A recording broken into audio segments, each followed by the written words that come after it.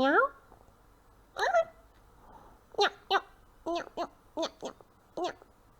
10 minutes later.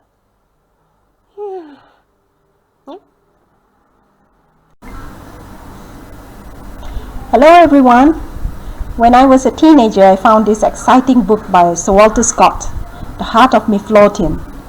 Now, I was not a particularly studious teenager, but in those days, when you rely on books donated by the public, you usually end up with books that adults think are good to read, which, more often than not, was a classic.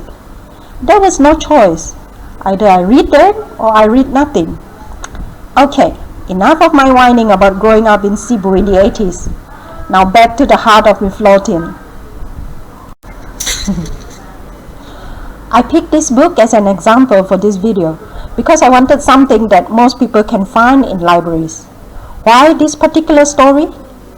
Because I loved the first 3/4 of the story, but I was bored out of my wits for the last quarter.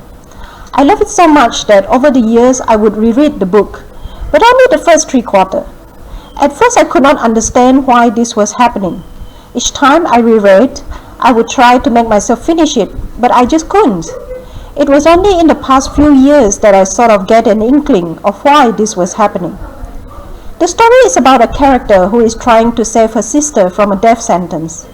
Jeannie Dean decides to walk from Edinburgh to London to get an audience with the Queen because she wants her sister, Effie, to be pardoned from infanticide. Along the way, she meets some shady characters and falls into iffy situations. Throughout, she has to trust that the help and the information given to her are sincere and trustworthy.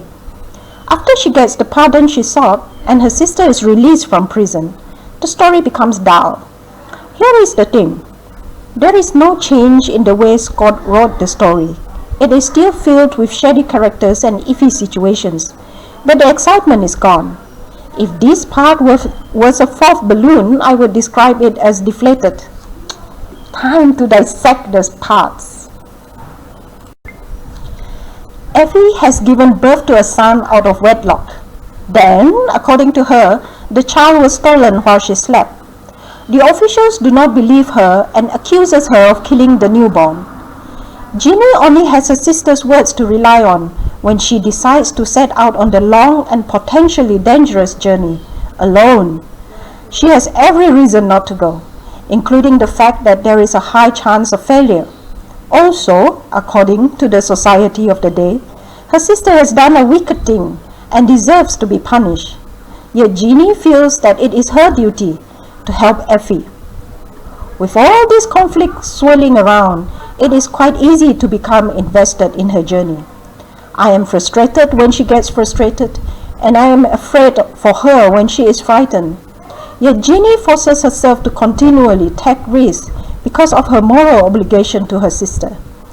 At many points in the journey, she has a choice to turn back. Nobody is going to judge her for doing so. After all, she is a poor woman who journeys alone on foot. However, each time she is faced with a choice to turn back, she decides to keep going, and I am again pulled back into her story. The last quarter of the story, however, does not move me in the same way because it is predictable. The problem here is that the moral dilemma that had kept me on the hook has been resolved. The writer presents a new conflict in the form of two sisters with different attitudes. It became a traditional moral story. Jenny continues to make good choices, but Effie makes one bad choice after another, so the ending is quite predictable. I had this problem when I started writing the Iban Dream series. Most folktales are moral stories, so when you write a novel based on folklore, it is very easy to end up following the good versus bad format throughout. Thinking about The Heart of Midlothian has made me see how you can make a story riveting by making your reader want to be part of the character's decision process. Every writer, of course, has her own vision for how to end a story. This video today is not meant to tell you what is the best way to write your story, but to make you think about how the conflict in your plot can affect the reader. Scott's choice was not wrong because it reflects the value of the society of his day. He was writing for the readers of that time. Just keep in mind that the plot or the events of the story is outside of your protagonist. All the characters in your story experience it.